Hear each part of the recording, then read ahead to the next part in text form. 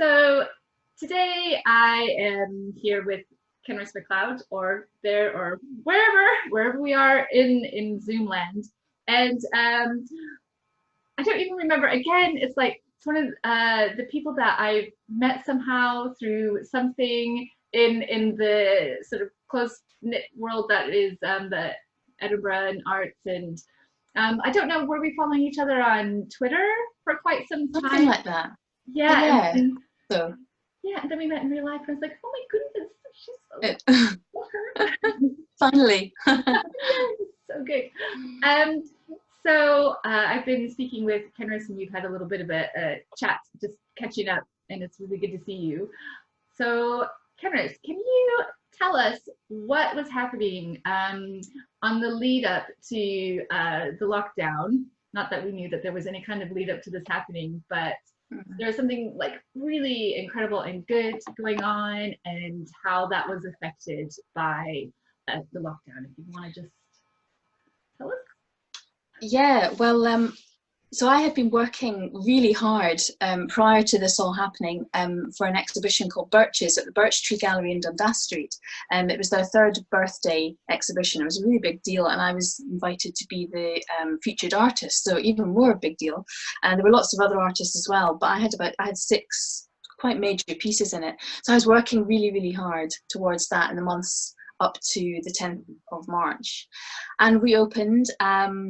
And there was a lot of talk at that time about what's happening and would everything shut, but it was amazing how fast it happened, because I remember at the launch of the exhibition, even then we were all like, oh, it'll be fine, and unfortunately 10 days later everything shut, and the Birch Tree Gallery, like everywhere else, had to close down.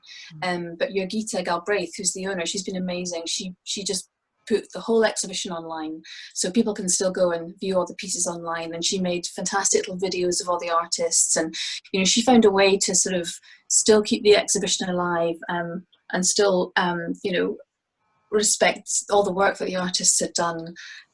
So yeah, it was a blow. It was sad, but I was so aware that it was happening to everybody. I mean, people were getting residencies cancelled, exhibitions cancelled, commissions were being cancelled here, there, and everywhere. So all in the same boat. But it was sad. But if you're walking up and down Dundas Street, you can still see my stuff in the window if you want to go peer through.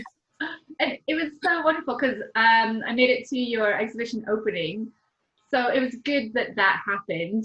Yeah, because that's sort of like the big ta-da, the work, and the way that it was positioned with other works, all just looked really good together. It's a lovely exhibition. Yeah. And I loved, like, it was a good mix of sort of 3D artwork, and I think there were some really delicate paintings and gorgeous work. Yeah. Baskets and ceramics, and it was just beautifully put together, beautifully curated. So yeah. Yes, and it's so good to hear that then it's been followed up and it has an online presence now, so people can exactly. Good. And so then the lockdown happened, and then what happened kind of during, or you had some commissions come in? Well, I did. Well, my plan had been to get all this work done for the Birches exhibition, and then just go straight into commissions, because I've been very lucky. I've just had loads of commissions recently. This is before the lockdown happened. So I certainly there was no shortage of work. So I've really but then of course there was that thing of, people still want them, and my framer, detail framing at Toll Cross, who's fantastic, he sadly has had to close down temporarily, so I couldn't get any of the commissions framed. So I was I had that kind of, I think maybe a lot of us had this, I had a few weeks where I was like, everything I didn't feel particularly motivated. I thought, what am I doing now? And I did the artist pledge, which is great. So I sold some work through that, which was lovely, and I focused on that for a bit, and that was really helpful, because it kind of it sort of spurred me on. It kind of reminded me what I was doing, and I also was able to buy another piece of work from another artist, Jill Perkins, who I think you spoke to recently, who is such an amazing painter. So I now own one of her beautiful works. I mean, I'm in love with it. I look at it every day. So that was fantastic. And it got me to a point where I could go, right, come on, let's get on with these commissions, which I am doing now. If anyone's has commissioned me, you're watching, I'm getting on with it. So it's but I've got a lot of work. It's next to sort of 8 weeks really solid commission work, which is good, which is great. I just need to get it framed and sent to people, that's all. But that is excellent. And getting it framed and seeing that end product, it's always like such it's wonderful. It really my framer, he's a magician, and whenever I make a piece of work, it's it's good, I like it, and he gets his hands on it and he just turns it into something unbelievable. So I think your framer is such a part of the process. They are artists in their own right, and I really feel that the relationship you have with your framer is so important. It's not just like, oh, I'll just get it framed. A good framer like mine will know exactly what the piece needs, and it makes all the difference. I know, I'm a huge fan of your framer. He's amazing. He's so good. And yeah, I also sing his praises, and I kind of send people his way. Go to him. Yeah. Well, hopefully he'll be opening again soon in some shape or form. So yeah, hopefully. And also on the subject of detail framing, I do feel that he absolutely cares about each individual artwork and what exactly is needed. Because I have been to places in the past that have been felt as good as that. Like leaving the babies behind to be taken care of, and I don't get a second glance when I leave them with detail framing. But I think in the past I'm like, oh, especially with textile artworks, so quite fragile, and they need special care. Well, do you know, they are fragile, but actually Jamie has to really bash them around quite a bit, because they're often the stitching can be so intense that he has to stretch my work on a stretcher bar before he actually is able to put it into a frame. And he always says he doesn't want me to know quite how brutal he has to be with my work sometimes, just stretching. But I say to Luke, don't worry, I'm stretching it and hammering it around and stuff. So it can actually take quite a bit of bashing. Just to get it into that, stretcher bar format before it can get framed. So it's fragile but resilient. Oh, like we are. Indeed. And can you tell us a little bit about your process for those that might not be aware of how you create your art? Okay. Well, I'm sitting by my machine right here, so I'll just angle you round. This is my beautiful Bernina machine. It's a long arm 820.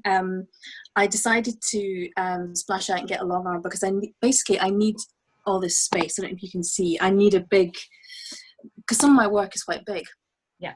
And I think there's a photograph of me somewhere on Instagram with basically the whole thing wrapped around my head, because the piece I'm making is so vast that there's just not enough room. So having this extra space here is fantastic. And I just attach. Again, I don't know if you can see, I just attach what was called an embroidery foot onto my machine, and that basically means I can go anywhere with it. So instead of just being able to do straight lines like you do if you were making dresses or curtains or whatever, this allows me to have completely free motion machine embroidery is the technical term for it, so that I can draw or paint with thread. So essentially the needle is like a pencil for me, or a paintbrush, and that's how I think of it. I don't really think of it as a needle. I mean, I've said this many times to people that in some ways I don't really feel I'm a textile artist, because I think what I'm doing is more akin to painting and drawing. It's just that I happen to use thread. I mean, I do use some paint. I mean, this one, for example, is commission. I mean, the blue is actually watercolor paint. I've been trying to get the right blue for this client, and then I sew on top. So I mean, there's an element of painting in there, but most of it is stitched. And I'm completely self-taught. I mean, I came across this. I was about 10-11 years ago. I was doing a part-time BA at Edinburgh College of Art when they used to run their degree in combined studies. It's a fantastic course, but you had to do certain modules. You didn't always get the choice. There were certain things you had to do. I was told I had to do a stitch textiles module. I was really miffed. I did not want to do it. I just had these memories of being back at primary school when the girls had to do sewing and the boys got to do pottery. Isn't that awful? It's the 70s for me. So I was like, oh God, this is happening all over again. I can't believe it. Anyway, so I sort of, you know, reached into this class, and my lovely tutor Fiona Hutchinson, who's an amazing weaver, her work's remarkable. She was taking the class, and she showed me how to, you know, thread up the machine again. Reminded me. I was like, okay. And then I think she must have shown me how to, you know, she must have said, well, you know, you can draw with this. And the minute she said that, the minute I realised I could do that, it was like a light bulb moment. Yeah. I thought, oh, this is what I've been looking for. Because I think I did that degree not so much for the bit of paper. I wanted to be creative. I knew I had a creativity, but I just didn't quite know what my medium was going to be. And it just made complete sense to me. And I was away, really. And that was it. So very self-taught, though. I mean, I could never teach somebody else what I do, because I would be so many mistakes and, you know, inaccuracies. But, you know, it speaks to me, and it's the perfect way for me to certainly get my tree addiction out there. well, don't you feel though that self-teaching is part of being an artist anyway?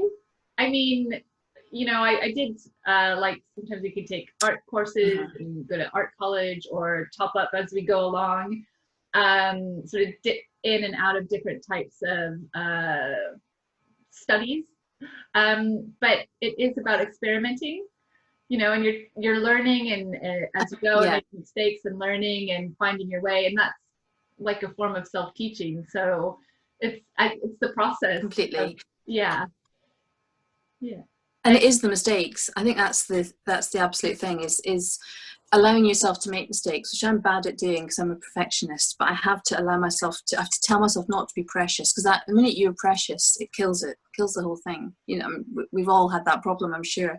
But yeah, every time you make a mistake, it's not a mistake, because you've learned something, and also the mistakes can end up being something wonderful. You know, it can actually take you off into a direction you'd never imagined going in. Yeah. I mean, and every time I make a piece, there's always something by the end of it. I think, right, okay, next time I'm going to do that better, or I'm going to try this, or it's just a process that keeps going. I guess we're all like that. It's part of the joy of it. Yeah. I don't know if you have the thing happen to you where you're sort of, it's like an adventure every time you make an artwork. You're kind of like exploring it and finding your way through it. Like you have an idea, but it's like an exploration. And I always get to this part where it's starting to go terribly wrong and starts to go off of where I want it to go. And then somehow, like at the end, one of my art teachers said I was good at pulling things out of the fire. Oh, like that's a great sort of like talent. swing around and it comes together finally, and you're like, that's it. Yeah. But you have to go through that battle. It's not quite there. You know what you want to do, and you just fight it. Like, I don't know. Does that sound familiar? Oh, very familiar. And there's the ugly phase, which is basically, I would say 80% of my work goes through the ugly phase. And you just got to believe that it's going to come good in the end. I mean, it doesn't always come good, but most of the time it does. And it's just plowing through that bit where you're going, I don't love you anymore. I just don't want to be in the same room as you anymore. It's like, just keep going. And you fall back in love with it usually. But that is hard. That is really, really hard. And it's also good to hear that other people go through it too. Really good. Because you just imagine that everyone else knows exactly what they're doing, and at no point ever, you know, goes off in a grump or think, oh, this isn't working, I can't do this. Or, I mean, I have this crazy thing that every time I start a new piece, I think, can I still do this? Can I do this again? Especially if somebody's commissioned me at the moment to do a piece that had already sold, but I said, oh, I can make you something similar. I can't do exactly the same, but I'll make you something similar. And I have that fear of thinking, oh, well, can I do this again? Can I? I don't know. I can. I think it's going okay so far. I haven't messed it up yet, but it's that self-doubt. But I think, again, even the greatest artists have that. It's important to have it, I think. Even Michelangelo had it. He did. Yes, he did. So if it's good enough for Michelangelo, it's good enough for us. Yes. Very good. Excellent. And I think it's so one question that I do ask everybody, and it's kind of the last question towards the end, is like we all have days that are just kind of going a bit not how we want it, or just sort of, yeah. So my question is, how do you turn your day around? So like, for instance, if I'm working on artwork, right, and I'm just getting like, oh, you know, having the bad relationship with it, you know, it's great, oh no, it's horrible, it's hideous, oh, then just to get perspective, I guess is the question. How do you get your perspective back? Yeah. All I have to do to help shift it is to go outside and look up at the sky. Yeah. Even if it's raining, and try to tune in even to like the bird song, or just basically get out of my head. So is there any like small thing that you do just to kind of readjust or recalibrate? Yeah. I mean, some days you have to just accept it's not a day that's working for you, and maybe you just actually need to go and not be doing the work you're doing. But having said that, if you're up against a tight deadline, it's not always possible. You have to keep going. You have to find something to energize yourself again. I mean, like you, I really take a lot from nature, or just being outside. I'm really lucky I have a little garden, so I often go down, especially this time of year, and all the birds are going mental, and it's just every day I go down, it's different, and something is springing up from the ground, or some new, you know, baby birds are twittering about, and I do find that very, very nourishing. And I also have a great view from the back of my house, right across the sort of, I look across the southwest of Edinburgh, and again, just looking at the sky and just kind of taking solace from that is wonderful. And I'm very lucky as well, because I live right next to the botanics, so I am often to be found wandering around looking up at all the trees there, because it's just the most amazing resource, and I'm so lucky to have it on my doorstep. So those are the sort of things I do in terms of going outside. Something I do if I'm really feeling frustrated and it's not going well, and quite often, you know, when you're dealing with a piece of machinery, you're also beholden to its little moods, and this machine has a lot of moods. I mean, we get on pretty well most of the time, but sometimes the tension will just go for no reason whatsoever, as far as I can see, or the cogs get all messed up, or, you know, there is some bad language occasionally. From it. I will not ever do what you want. So it's not all you know, sedate in my sewing room always. So sometimes what I do is I get another bit of, like, I'm trying to see, I've got it here. So here's just like a bit of like rubbishy sort of material, and I just go mad, and I just go and just take my frustration out. You can even frame it and no, you know I don't think so. Like, it's really, honestly, like, even though it might just seem like you're sort of getting it through its piece and working things out, there's even something in that. Who knows? There is, exactly. Although that is just my angry bit of you know, material that gets abused, but that can just be good as well. So, you know, it works for me. Oh, well, thank you so much, and I will make sure that on the descriptions and all of that, I have your Instagram and your website so people can have a look, and I'll also add Birch Tree Gallery. Yeah, fantastic, because people can go there and check out the whole exhibition, and it's all still for sale as well, so if anyone feels like, you know, having a gorgeous bit of birch tree art in their home, that's the place to go. I would love that. I would love one of the really big ones in my bedroom, because I could just, it's like I was saying to Kenris before, it feels like it draws you in. It just, I can't help but like walk towards it and have a That's look. lovely, because that's what I'm trying to do. That's my aim. That. So that's great to hear. I love those perspectives, you know, like it looks like the one you're working on now is that same sort of like drawing you in, and then your eyes just kind of go around and you look at all the little details. It's lovely. I'm trying to create portals into another world, basically, is the way I sort of imagine it in my head. So it's like secret gardens or secret skies, or, you know, just spaces that are just for you that you can go into. So that's lovely to hear how you've been reacting to it. It's great. Oh, good. Oh, well, that is definitely it. And I think you're achieving what, you know, you're setting out to do, which is brilliant. Wow.